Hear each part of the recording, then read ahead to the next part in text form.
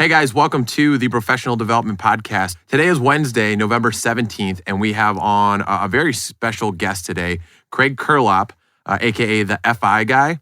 He's stationed in Denver, Colorado. He's a real estate agent, investor, and author of one of my favorite books, and actually the book that got me started on real estate, The House Hacking Strategy. So he started out with $90,000 in student loan debt and a negative $30K net worth. And within 2.5 years, was able to turn it around and become financially independent. Craig, thank you so much for coming on, man. Hey guys, thank you so much for having me on the show. It's going to be a fun hour here, whatever we got. Yeah, we're hoping so for sure. And so was wondering, was actually like debating on how to start this. And I figured talking about your graduation would be a good segue into saying that most people graduate and look forward to things like, like adult things like having your own bedroom and not sleeping on a futon, but you actually pushed that off a little bit starting out. Tell us about that. Yeah, so I assume you mean graduating from college, which we all know the college life of, right? You're a poor college student and you're not making much money. And so you need to basically scrape by anything you can. And so if you could just continue that lifestyle for as long as you can, because once you get out of it, it's really hard to go back to it. Right. And so keep living with roommates, keep keeping your expenses super low while you start making money and what you're saving, right? Maybe you're making $70,000, $80,000 a year out of graduation. And if you can spend the same amount that you were spending while in college, which is probably like $10,000, $20,000 a year, you've got like $60,000 of potential savings, which you can, invest wisely and create passive income. And that passive income is what creates financial independence. Yeah, absolutely. And so you wrote the book, The House Hacking Strategy. And so we'll talk a little bit more into the story of kind of what I was alluding to, the futons, the curtains in the living room, stuff like that. But before that, talk to us, give us like the high level overview of house hacking. Yeah, so house hacking is the idea that you're buying a 1 to 4 unit property with 0 to 5% down. So everyone says you need 20% down to buy a house. That is absolutely not true. You can buy it with 0 to 5% down. Now, the only stipulation of buying a house with 0 to 5% down is you must live there for at least 1 year. So you live there for 1 year. While you're living there, you're going to either rent out the bedrooms if you buy a single family home, or you rent out the other units if you bought a 2 to 4 family house. And the rent from those other units covers your mortgage and you're able to live for free, thereby probably eliminating what likely is your largest expense in housing. Yep. And so when did you start house hacking? So I bought my first house hack in June of 2017. So about 4.5 years ago.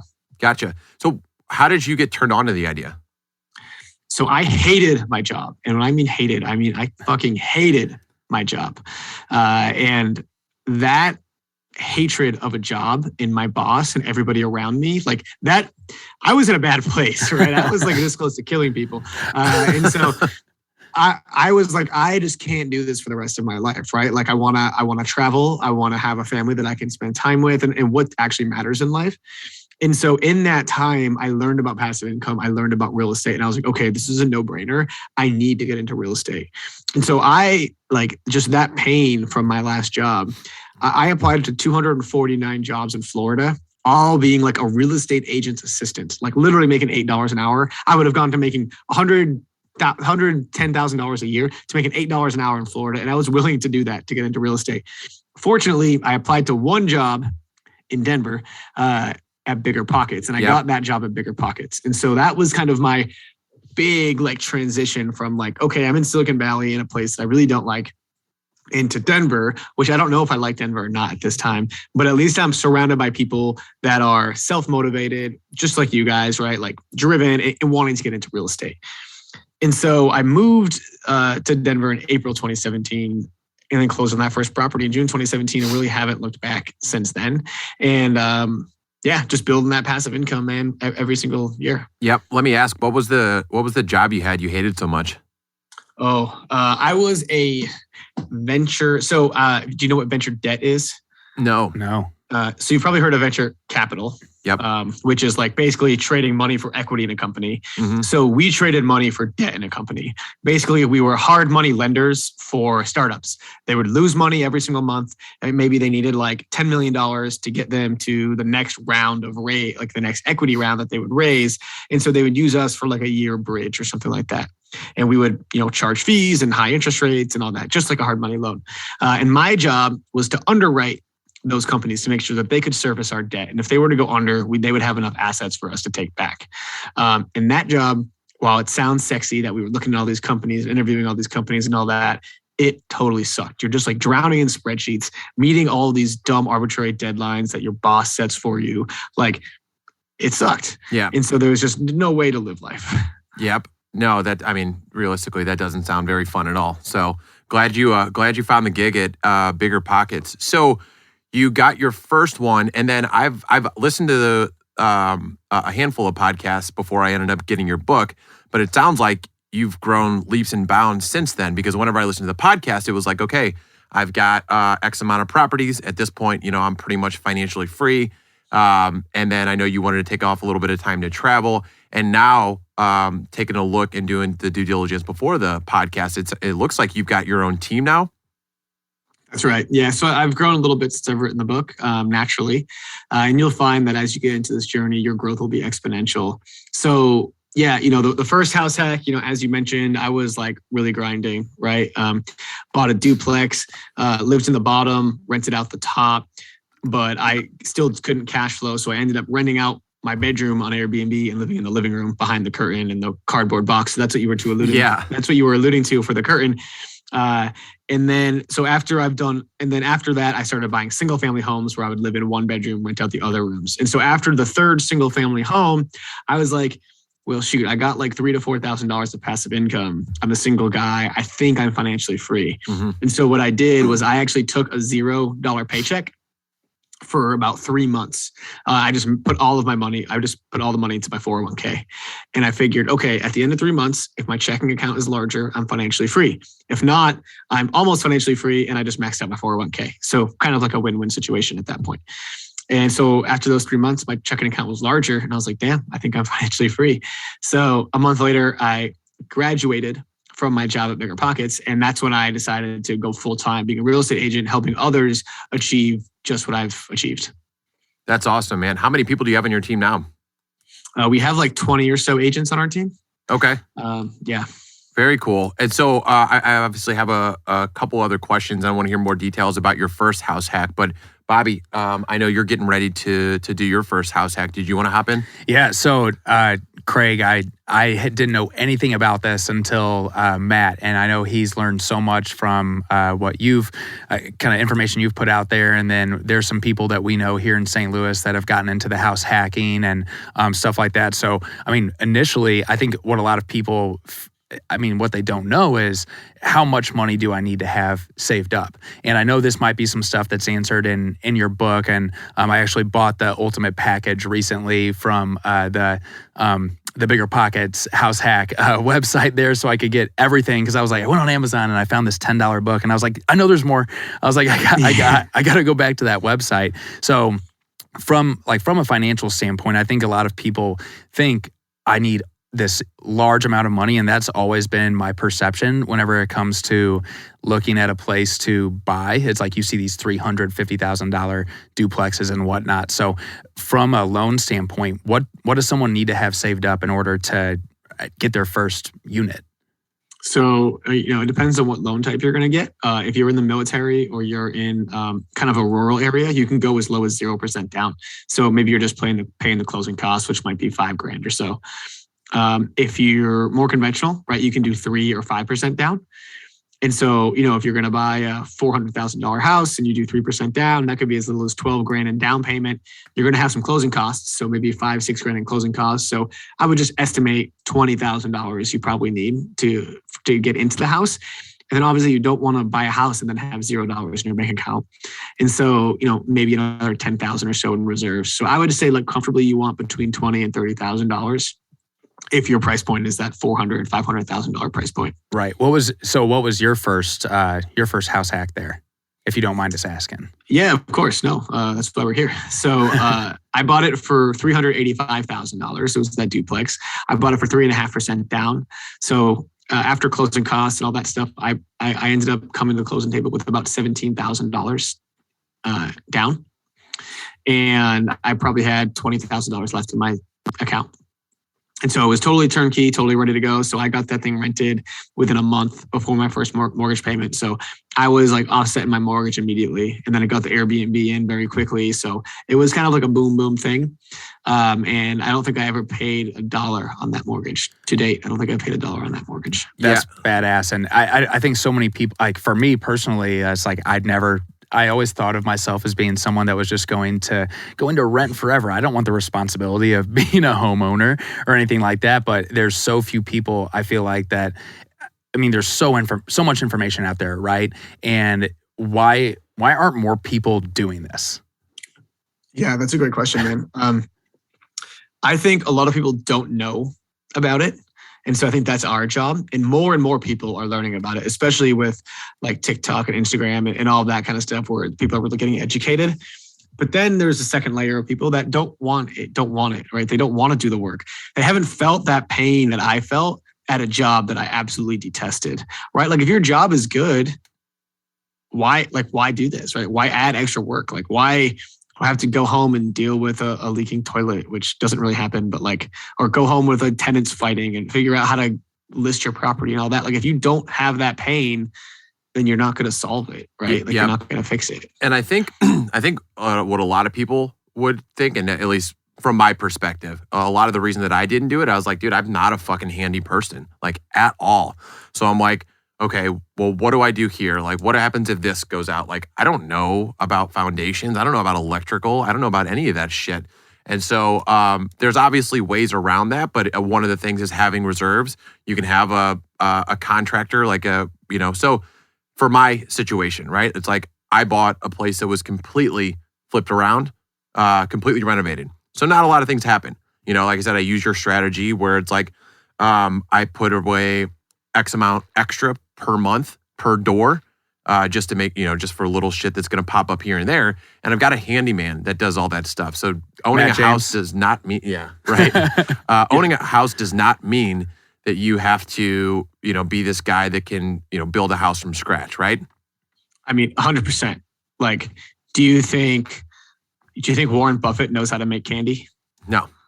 But he owns C's Candy. Yeah. Right? Do you think he knows how to make ice cream? He owns Dairy Queen. You think he knows a thing or two? Like, sure. Like, he doesn't know. He doesn't get in the weeds, right? And so you, as a business owner, don't have to get in the weeds of like make a hammer and a nail. I mean, it can help you if you know, and you can fix it quicker probably and cheaper. But there's handyman out there for $20-$25 an hour that can fix most of your things. Absolutely. And so you are notoriously known for being incredibly frugal. To the point where it's like, do you have a car yet?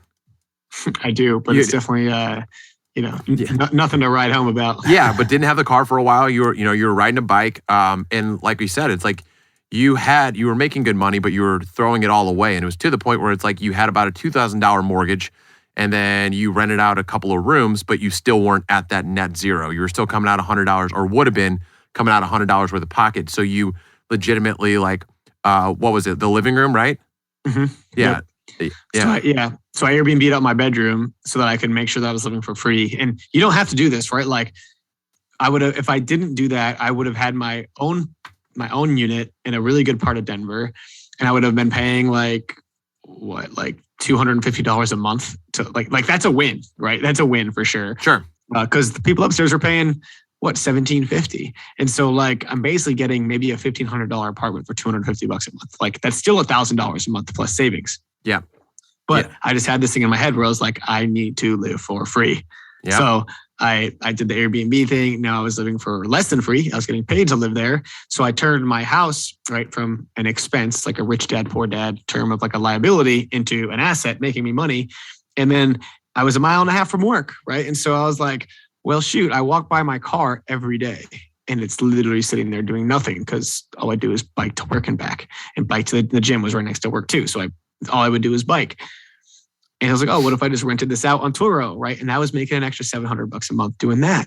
And so between my car and my house, right, they were making me almost $2,000 a month, which is typically people's largest expenses, but they were making me, right? So that's just such a massive swing. Yeah. No, that's awesome. And so you had that, and then there's a couple of ways that you can go about house hacking, right? And there's duplex, there's single family, there's long-term, there's short-term. You want to walk us through real quick each of those options when looking into trying to live for free? Yeah, so there's tons of options, right? It would take a lot long to go into every one in particular, but I'll go over a few. Okay. And so in the book, I talk about the comfort continuum. And so on one side of the continuum is profit, on the other side is comfort. And there's a house hacking strategy that kind of aligns on each part of this continuum. So if you want to be on the more comfortable side, you can do, and this is what I recommend for families to do, and you can have your own living space. You can live in the house of your dreams, right? But you just find a house that has an additional dwelling unit on the back, maybe a garage that you can convert, or maybe even like a basement that you can separate off in a separate entrance, and you can have an Airbnb or someone rent out that extra space. Right. So that's kind of the most comfortable side. Now, on the opposite end of the spectrum, the most profitable side, I see this a lot with van lifers or rock climbers, right? And big travelers, is you can live in a van or live in a camper or something, right? And buy a house, have it be your primary residence, live in the camper, rent out the entire house. And so there's two ends of that spectrum, right? In the middle, which is a little bit more towards the profit side, is the rent by the room, right? So you buy a single family house, it's going to be cheaper than a multifamily, probably in a nicer area. You live in one bedroom, rent out the other bedrooms, but you have to share common spaces with your roommates. Mm-hmm. And then what's kind of a little bit in the middle, but more on the comfort side, is buying the 2 to 4 unit property, right? Live in one unit by yourself with your family, whatever, and rent out the other 2 or 3 units or whatever there is. Yep. Yeah. And so I've gone, I guess I'll just tell you my story, right? So after reading the book, I started saving up. I had some savings already, but started trying to figure out like what I wanted to do. Me being 33 at the time, was like, okay, I don't want to Airbnb out the other rooms to random people. And I was like, also, I know that I'm not a handy person. So somebody that's already kind of like flipped it is going to be something that's good for me, because I'm not going to force, what's it called? What's that appreciation? Force appreciation. Yeah. Yep. And didn't have the time for that because I've got my own business and have my own job, and just didn't want to make time for it. So I knew where I fell on that continuum. So I ended up, I guess let's talk about, first off, I was paying about $1,200 a month for rent at my place before, which was a duplex. And then ended up, my real estate agent found me an off-market deal that was also a duplex, actually nicer than my current one, completely rehabbed, used my FHA 3.5% down, and we negotiated to roll closing costs into there, which in your book, you talk about that's one of the biggest things is like, okay, how do I put the least amount of money down that's going to be a long-term investment that other people are going to pay off for me? So I ended up only having to put about $12K down for a $340K property, which was fucking awesome. So mortgage is $1,800, tenants pay $1,450 a month, which leaves me $350 a month to pay. And then I throw in an extra $150 a month for the future maintenance needs. Icing on the cake, I got like a 2.25% interest rate. So, yep. And so it literally like the hardest thing to swallow is the down payment for sure. But when you look at the return on investment that you're getting, I mean, what's 1,450 times 12, whatever that is going to be it's like $17,000. So within a year, already made what my tenants are paying and putting into equity at my house, way more than I put in. On top of that, all the tax benefits, the appreciation, the depreciation. I mean, this is stuff that you already know, but it's like, it's an absolute no-brainer once you actually wrap your head around how to do this. Like you said, owning it, but not necessarily using all of it. For sure. I mean, we talk in the book about the net worth return on investment. And so for any finance nerds out there, it's just an IRR calculation, but I just think it's a little bit easier to digest when it's the net worth return on investment. And so like based on your investment down, how much does your net worth increase, right? And with house hacking, you get over 100% returns like every single time. Like, I don't think I've ever met anyone that's gotten less than 100% return on a house hack after 1 year. After you factor in cash flow, loan pay down, taxes, and appreciation. Even if you take out the taxes, because that's just too confusing to calculate on an individual basis. Sure. Even with just these three, you see returns in the 120, 130% every single time. Yep. Oh, it's awesome. And so one of the questions that I do have, because looking at the other side of things, right? The Airbnb or renting out the units. So you said that, with the screening process that you have, and in your book, dude, you give everything. So I got to give you props there. It's like you tell people how to screen, you give them the step-by-step on how to do it. And I will never consider myself like a really smart person. So I always say, if I can do it, then fucking anybody can do it. And you lay it out there. But in looking into like the renting out individual rooms, you said you haven't had many like bad issues with people, especially like the short-term people that are only there a few days. But you had this story on this podcast where I guess you were in the living room and there was this guy that brought this girl back and they were just like aggressively banging in the room so loud for hours. And there was a dog in the room that had a squeak toy that wouldn't shut the fuck up. And there was a couple other things that happened. Again, can you just give us that story? Because even though it's the minority of what happens, I feel like it makes for some good content. Okay, for sure. So, if there's 365 days in a year, right? This was one night. And it was by far the worst night for a multitude of reasons, right? Mm-hmm. So it was February of 2018. It was Super Bowl Sunday. My beloved Patriots had just lost to the Eagles. So I'm sure a lot of people who hate the Patriots are happy about that, but I was not happy. And so that Philly special, man. Yeah, that Philly special. It's still hard to digest for me. I bet. Anyway, so I was already upset coming home from that, right? And then obviously my roommate at the time who was living in the place, and he was like a 3-month extended lease, was obviously happy and super drunk. He brought his friend over who's like 6'8". He's like a massive dude. The ceilings are like 7 feet tall. So he was basically the size of the entire place. And there's no room for him to sleep, right? I'm sleeping in the living room. He's sleeping in the bedroom. So he's basically laid out in our kitchen, passed out. He brings his girl back and they are like aggressively, they're banging very loudly. And I'm like, this dude cannot make this girl make these noises. Like, she's got to be faking it, right? And I'm like, honestly, to be frank, like, I'm cool with some sex noises once in a while. Like, sure. Whatever, right? Like, It doesn't even bother me. Right, this that mustache. Loud, yes. Especially on the casting couch and stuff. Exactly. But like, that loud was like, holy shit. And then they like went from the bedroom, left the light on in the bedroom, which obviously like made the light on the whole place show in, and then went to the shower and started banging in the shower. And while they were in the shower, the dog had this toy that like every time she moaned, the dog would respond with a squeak. So it was like, moan, squeak, moan, squeak, moan, squeak. And I was like, this fucking thing. And I took the damn toy, I threw it out the back, and I threw it as far as I could out the back. I swear to God, Nick Foles or whoever fucking caught that shit. Probably. And so I was pretty pissed. And that was a night of very little sleep for sure. And that's, I guess, one of the downsides, right? But that's one thing I'll say is that this guy was an Airbnb guest that stayed for 3 months, right? I was afraid that I wouldn't get people over the winter. So I was like, oh, this guy wants to stay from January to March. That's perfect.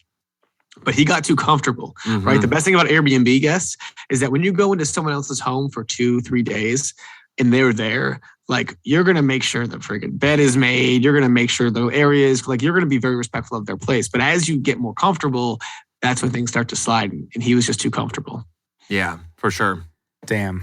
That's hilarious though. Yeah. But good to hear it's part of the, not the majority of what's going to happen in there. So I have kind of a personal question. Just as related to like my real estate shit. So January is like, I'm on the hunt again, right? I want to do my next one. So for a while, I think the rules at some point in time where you could do a 5% down on a multifamily, but not anymore, right? Like, you only on single family. So for whatever reason, I thought that was the case. So now I'm at this crossroads of, okay, for my next place, like, what are my options here? So I can refi cash out on my current place, which unfortunately right now would take me from 2.25% to like 3.5 or something crazy like that, which would sacrifice about $7,400 annually in like equity that would be put in. If I purchase a duplex outright, obviously I'd have to put 15% down.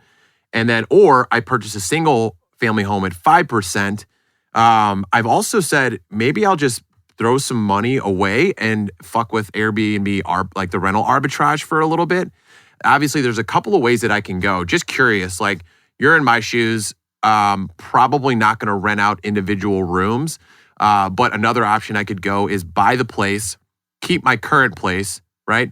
List the new place as my main residence and Airbnb that out, which has more opportunity to make money. What route would you go, or what advice would you give me? I would try to find a place that's a single family house that you can kind of divide off. I suspect you want your own living space. So I would try to find a single family house that you could separate the upstairs from the downstairs. If there's basements in St. Louis, I don't know. Yeah. We got tornadoes here, man. Absolutely. We got to have basements. So if you've got basements, man, basements are gold. Like if you can find a layout where like the back door or the door from the garage leads right to the stairs, and you can put a door like where the top of the stairs to go down meets the kitchen. So it kind of separates off the two units. Yep. You can add a little kitchenette or something down there, Airbnb the downstairs. Like you might hear them, like you'll hear them once in a while kind of coming in, but you won't see them. And so that would be what I would try to do. And then eventually you can then rent out that house kind of as 2 units, which is clutch. For sure. Yeah, that's awesome. So when you guys, and I apologize for not knowing all of this perfectly, but so let's say like you have to live in that house for that entire year. Because if you don't, I know I listened to your Bigger Pockets podcast, like you'll go to jail for 5 years. And you don't want to be that little bitch in there that's like, oh, I'm here because I didn't live where I said I was going to live type deal. Like that person is fucked literally and figuratively. So can you Airbnb out part of that, or you have to be in there, like your mailing address is that duplex or whatever you end up buying? So technically, you need to have the intent of living there for 1 year. Now, there are some exceptions. If you get married, if there's a life change, you lose your job, you change jobs, or like, oh shoot, like the neighborhood doesn't feel safe. There was like a sex offender that lives across the street or whatever. And you'd be like that's they don't want you to risk your safety to meet some loan requirement. Right. And so in those cases, then, you're able to get out of it. However, I don't recommend buying a house with a sex offender across the street just to get out of Sure. Right. But, scan that area, CaseNet. Yeah. You will want to like live there for a year. Now you can live in part of it and rent out part of it. There's no issue there. But that will want to be your mailing address. You want to change all your credit card statements to have that address on it. And just kind of make sure your insurance is like, your primary residence insurance and just let your insurance know what you're doing. Like your insurance agent is not someone to lie to. So just tell them exactly what you're doing. And they'll be able to hook you up with the right loan product or the right insurance product. Yep. So had a question outside of the real estate set. Well, I guess it's along those lines. We're obviously a professional development podcast. Where did you get your start into? Because on the website, on the Bigger Pockets, it says you read. You've read hundreds of books, listened to thousands of podcasts. Where did you start like really getting into your own self-development journey? And let's just start with that. So the first self-help book I've ever read was Never Eat Alone by Keith something. Basically, it was just a networking book. And I was just like, oh, this is kind of interesting. Like I can read and then learn something from it. I started reading with intention probably back in 2016 when my friend gave me the 4-hour work week. And that's when I was like, okay, passive income greater than expenses. That's financial independence. Got it. Start thinking about your income and your expenses on a monthly basis versus an annual basis, because monthly is way easier to digest. And so that's kind of like where my reading came from. And then once I got Tim Ferriss's book, I was like, I got to read a lot of these books. And so then I just went down the rabbit hole of reading. Like if there's a book that I've heard of that I hear like more than once, I'm 100% reading it. Like, Yeah. So dude, that Tim Ferriss book is so fucking money. I know Bobby's on that right now. Yep. It was like one of my OG self-development books. I literally, when I had a corporate job, I used his script exactly in order to negotiate myself like a work from home thing and start building passive income on the side in order to like jump my business off. And it's awesome. The minimal effective dose, Pareto principle, all that shit is right up my alley. Love it. You know, it's actually funny. I read Never Split the Difference, which is a negotiation book. And I went to my boss. And that year, I did the most production out of any analyst, like over $100 million worth of deals. And you know, they said that your bonus can be up to 50% of your salary. And last year I got the full 50%, but this year I only got like 25 or 30%. So I went to the CIO, and this is like a multi-billion-dollar company, by the way. I went to like the second guy in charge, not the CEO, but like the CIO. Yeah. And I went to him and I said, how am I supposed to accept this? And he was like, what the fuck do you mean? You can quit, right? That was his response. Shit. Yeah. And I was like, okay. Well, so I like what? Go back to the seat. I went back to the seat, and 2 weeks later I put in my notice. But I thought that was like unreal. It's just a funny story, and I think I was like a little too confident maybe in that book. But still, that's still fucking hilarious. So for that, is it just like once you hit like a certain threshold for your book of business or like your analysis that they just set the bar there, so it's harder to bonus like that? It's arbitrary. That's the thing. It's like, your managers come together and decide whether you should have X% of your salary as a bonus. And so there's no metric. Like I did the most deals that year. If there were metrics, I would have 100% got 50%. But because like, I don't know, I think I had some pushback, or I was like, I don't think this makes any sense. Like, why should we do this? And like, I know I didn't do exactly what the teacher said. They pushed back on me, and it probably was a $10,000 or $15,000 pay cut that I got that year. So. Yeah.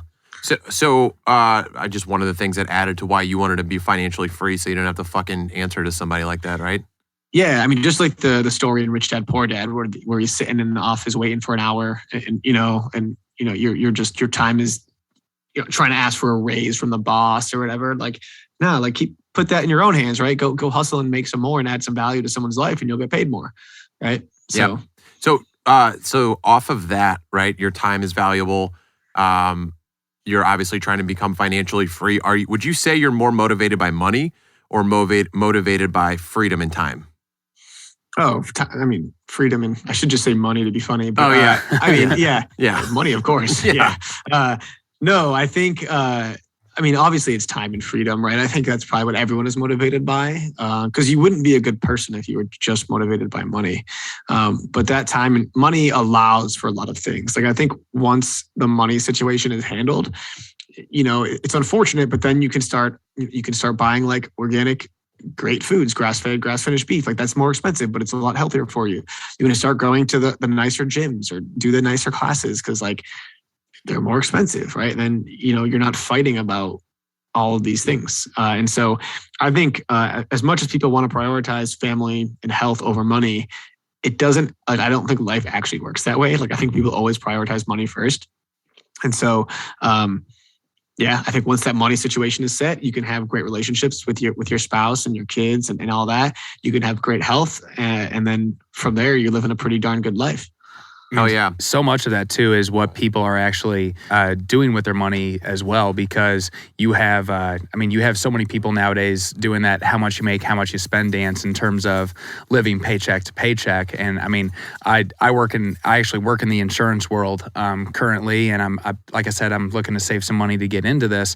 But you have so many people that are just not willing to set aside money for something like this. And I read The Compound Effect by Darren Hardy, I think I think I got that right.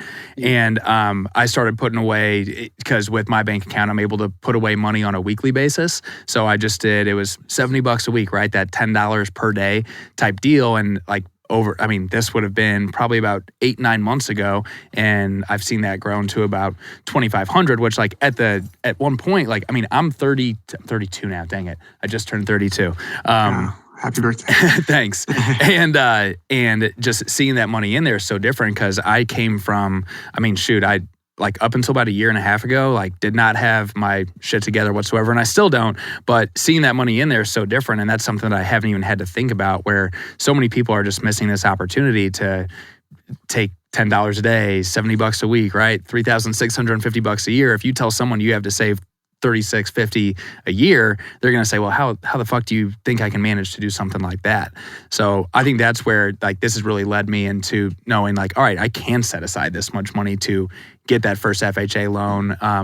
I don't know. That's just where my brain goes. And I don't know. I don't know if that was the same way for you on that, or like how I guess you had some pretty fat bonuses and maybe you were always good at saving some money, but I think that's where a lot of people are falling short right now. Yeah, no, for sure. I mean, I have always been a saver, for sure. And so any extra that I would ever make, I would just save it. I knew I was kind of buying back my freedom, or I would buy. I just knew there was something that I should be saving for, and I didn't even know what it was. I just knew like having money was a good thing, better than not having it. And so, but yeah, dude, I love like if you do have an issue, Digit is a really good app. Okay. I don't know if you guys have heard of that. No, I have not. Oh yeah, so Digit, I used to use this. Basically, it monitors the balance in your checking account, and it automatically every day it takes a certain amount from your account and puts it into your Digit account, which is just kind of like a savings account, basically. And then before you know it, you're like, holy shit, I got like $5,000 in here. Oh, I'm gonna put this into my investments, right? And so it automatically does that for you. And it's a really good app. Then I also at one point used Betterment, and so they would automatically pull from my account like every month or maybe every other week or so. And so I would do like, all right, $500 every other week, just like pull out. And it would be automatic. I wouldn't have to think about it. It would just leave my account. And then I'd be like, oh shoot, I'm $500 poor. But then 2 days later, I kind of forgot about it. Pull-out game is strong as fuck on that app. What's that? Pull-out game super strong on that app. Oh yeah, pull-out game is very strong. Yeah. Okay. Sorry. Pull and pray, right? Nice. Yeah. But yeah. So I was just gonna say, so it's incredible what automation can do for you. And so Bobby and I kind of have similar stories in terms of just like we're awful at our finances. Like I was not a saver, and I still think that I have a fuck ton of improvement. Like I've told a story on this podcast before where it was like, okay, left a job for another job, ended up getting fired at that job, and then it was at a point where I was like, my first job out of college, I was making like right around 6 figures. The second job I went to was not making that, but was spending like I was. The next job, I took a jump for a pay increase, and they fired me after 30 days. So there I was, like behind on my bills, $30,000 in credit card debt, still student loans, no job, had to start bartending, like hit a just fucking point where I was like 27, 28, whatever, moved into my fucking mom's basement. And I was like, okay, something's got to fucking give here. So it's like, turned it around, paid all that shit off. Not the student loan debt, but don't need to pay that off. Paid all the important shit off. And now it's like, I've got a long-term savings. I've got a real estate savings account. I've got you know what I mean? So, but it's like once I started automating this shit, it was like, you don't even realize that it's coming out of your bank account because you just spend what you think you can based off that account. And it's just, it's a game changer. Yeah, dude, you have to make it effortless. Like the more pain you put in between you and your goal, the less likely you're going to achieve it, right? And so anything that you can automate, you should. Like if you're not, I automatically pay off my credit card. So I automatically, take money out and put it into savings, all that kind of stuff. So. And so speaking of automation too, this kind of goes semi hand in hand. Obviously, you have a lot that you are looking to accomplish, right? Like, I think kind of a 2-part question is like, what does that look like for you? Is it a certain number of units? Is it like, I guess, what do you want that impact to be that you leave? And then what have you automated and what do you have your employees working on so you can focus on the most important thing to move your business forward and hit your goals? Oh, that's a great and very loaded question. So in terms of the first question where it's like, what am I working towards? The goalpost keeps moving, right? It's like, first it was like $3,000 of passive income. Then it was $5,000 of passive income. Then it was $10,000 of passive income. And it's like, you get there and you're like, well, 20,000 sounds nice, right? Like, I'm not ready to stop yet. Like you need to have that like fulfillment, and it becomes more of a game that you're not really like, I don't think I'm competing with anybody. I'm just competing with myself, right? It's like, I'm still young. I still got the fire. I still want to make an impact. I still want to help people. And, like these extra luxuries sound nice, right? Like, now we buy like really healthy foods and we go to a nice gym and, we're buying a really nice house and like these things that I don't want to ever have to worry about money. And so that's why we just kind of keep growing our investments and our passive income. And the one thing that I think I'm good at, and I'm trying to get better at, is that who, not how approach, where almost if I find myself doing anything that's not content, I try to hire it out, right? And so even, for like one example most recently is, we're making a new website for the podcast that we host. It's like, I could make that website, but it would suck. So I'd rather pay someone a couple grand to make the website. It'd be better, it'll be quicker, and I can continue to make content instead of making a website. We're making like a house hacking starter kit. And so once that, and so I wrote all the content, but I'm not a word person, even though I wrote a book, right? But I like someone else can like write that better than I can. So I send it to them. They make it right and sound good. And I send it to someone else to design it. I could do all that myself, but right, like the best use of my time is hanging out with you guys on podcasts. Fuck right? yeah. Coming on doing TikToks and thinking of ideas to like just build the brand. Yep. And that's all I want to be doing. So I'm doing that. And I have meetings with my team to make sure the systems are in place and all that. And I've got meetings with potential agents that maybe want to come on, clients if they want to talk to me, but kind of rare. And then just, stuff like this. Yeah. So while we're on that subject, it seems like you had definitely found your niche. Not only like your specialty is real estate and personal finance, right? But you found a niche using content to promote that stuff. So it's Instagram, TikTok. So for our listeners that are new to you, new to house hacking, how do we find you? Yeah, so I'm at the Fi Guy on Instagram and TikTok. And then our podcast, we're changing the name. So it's either Invest to Fi, like Invest to Fi, or the Fi Team Podcast. You should be able to search both and find us. Yep. Very cool. So a couple more questions, because I know we're probably running close to time. Speaking of personal development, all the books you've read, your specialty, like we said, is finance and real estate. So if you were going to pick one book for somebody to start their journey in each area, what would it be? What in real estate and what in finance would you give them? Okay, that's good. So real estate, I would say the house hacking strategy, but maybe I can't pick my own book. So I would say Brandon's The Rental Property Investing book. That was the first one that I read, and it just outlines kind of the different ways to invest in real estate. So I think that's a great one to start with. It's called The Rental Property Investment? The book on rental property investing. The book on rental property investing. Got it. Okay. And then personal finance book. I really like The 4-Hour Work Week and The Miracle Morning are probably like my two favorites that in the one thing like that I think everyone should read, but those really aren't personal finance. Maybe Set for Life by Scott Trench or The Simple Path to Wealth by J.L. Collins are both really good books. Okay. I feel like I need to go back and read, you referenced it a couple of times, Rich Dad, Poor Dad. I feel like I need to go back and read that one again. I hear that's pretty good in terms of like mindset, also like applicable steps on how to get your shit together. You should read that. Everyone should read that book like once a year.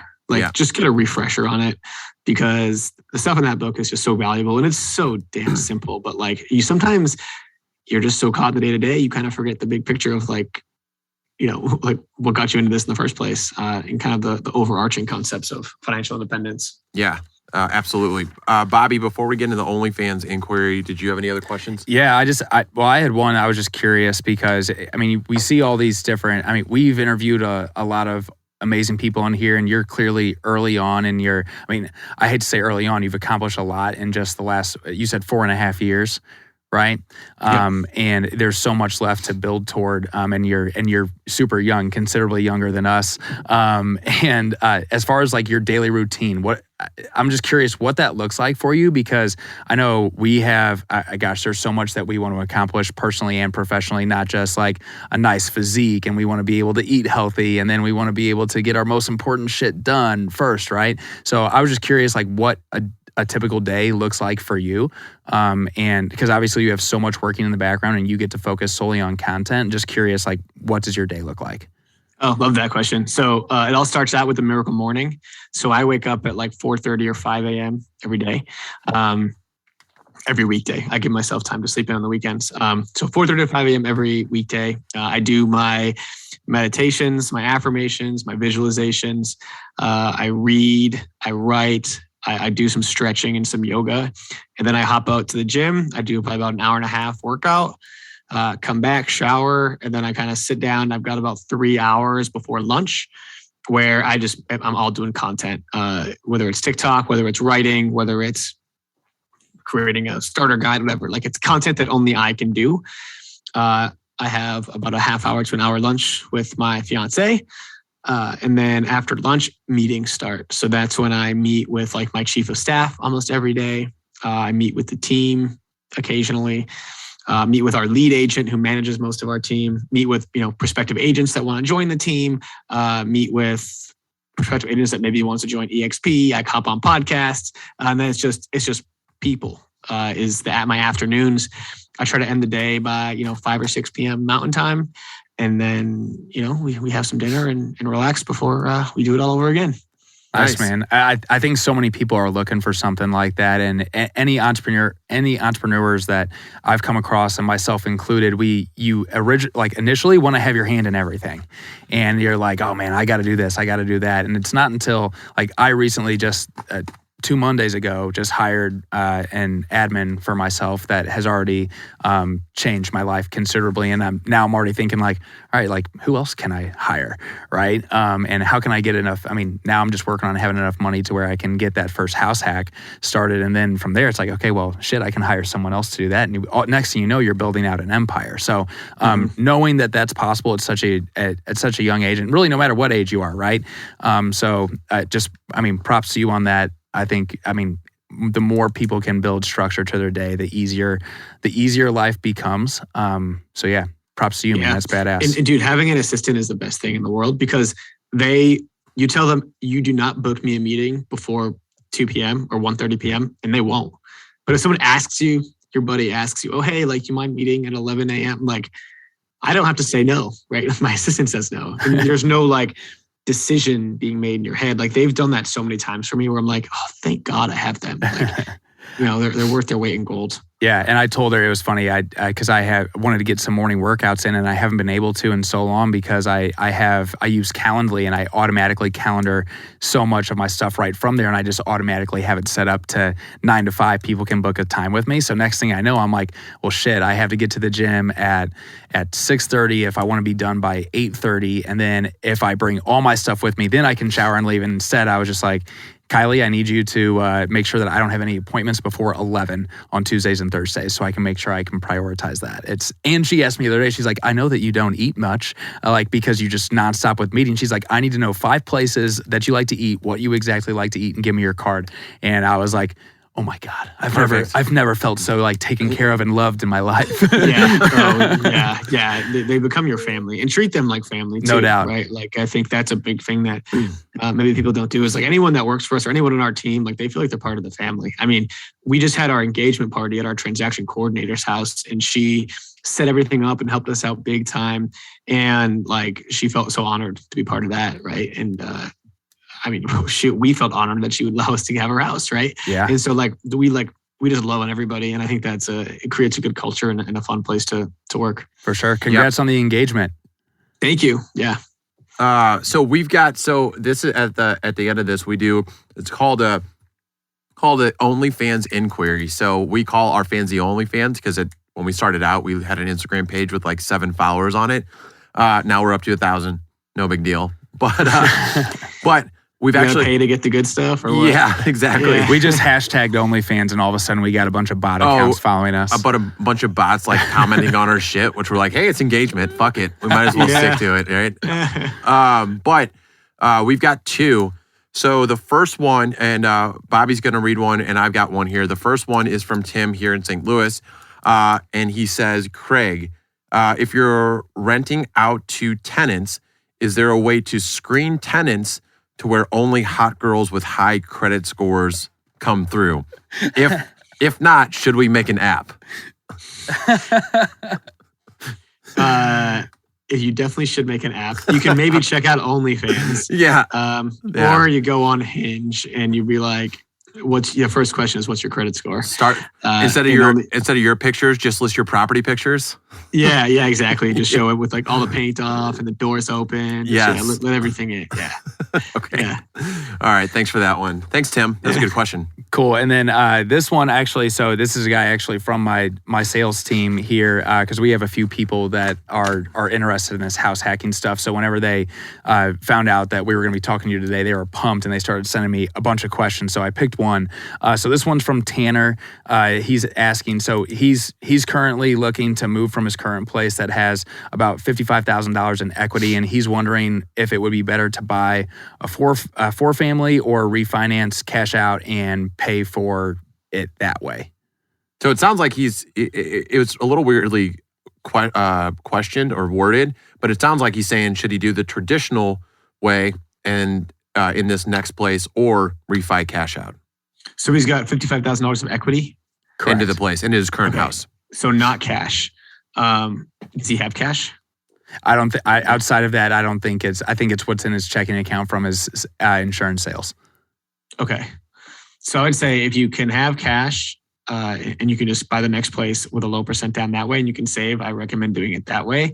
If you want to use that equity, I recommend maybe trying to get a HELOC or refinancing. I'm not sure when he closed, but I suspect interest rates might be a little higher now than they were whenever he purchased, if it was in like the last year. And so if refinancing doesn't really like reduce the monthly payment, or you have to like, oftentimes when you refinance, if you don't have at least 20 or 25% equity, you have to live there for another year. So, I think the HELOC might be the best approach if he has that equity. What is what is a HELOC for people that don't know? Yeah, so HELOC is a home equity line of credit. So typically, if you have typically you still need 20 to 25% loan to value, which means if you've got $100,000 property, you need basically to have less than $80,000 worth of debt on the property, and the banks are willing to give you whatever that difference is. So if you've got like $60,000 of debt on a $100,000 property, they'll be willing to give you a $20,000 home equity line of credit. Gotcha. Okay, cool. Yeah, and actually that's the end of this. I think we're coming up on the hour, but Craig Curelop, I wanted to say thanks for coming on. We appreciate you. We're going to continue to follow everything that you have going. I know it's you're kind of just getting rolling with the company, but yeah, man, we appreciate it. And hopefully we can have you back on again sometime. Yeah, we'd love to, man. And yeah, thanks so much for having me on. Matt and Bobby, appreciate you guys. Awesome. Okay. See you, Craig. All right. See you guys. Bye-bye.